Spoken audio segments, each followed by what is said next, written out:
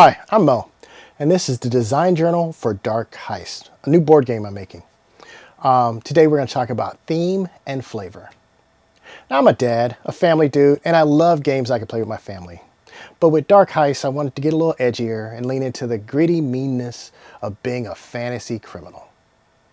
So we got the crime thing, and I wanted to feel like you're doing the crime. So there's a level of detail involved in this game that doesn't go well for my parental discernment, you know? But there will be a fantasy element because it allows us to lean into the supernatural, and that could be fun.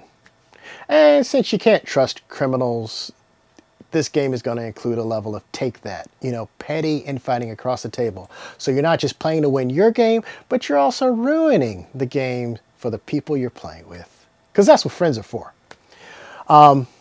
So one way to approach this is with verbs. The harder you verb in the game, the more people lean into the game. So you can say, draw a card to draw a fate card, or you can say, reveal a fate. Now, both are just drawing a card, but if people at the table start saying, reveal a fate, and they start leaning into that, revealing a fate sounds more ominous and dangerous, and it brings you into the game. Now, another way to lean into the theme is with good names. And technically, yes, that's nouns, but this is in an English class.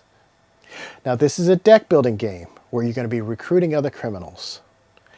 In a lot of games, that place you recruit the criminals from is called the market because you're literally using your cards to buy other cards. But because this is going to try to lean into the theme, we're going to call that area the lineup, where criminals can be found. Okay?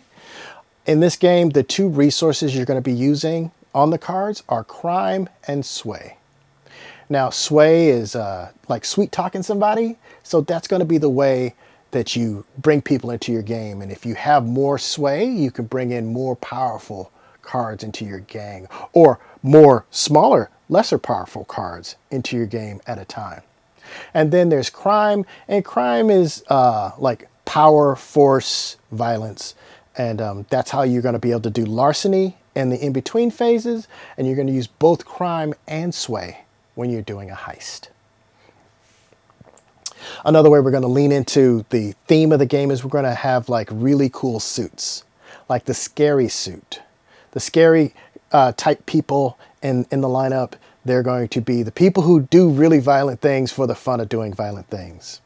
Then you have the ghosts, the undeads, the vampires, the werewolves who, are up for a good scam, a good heist.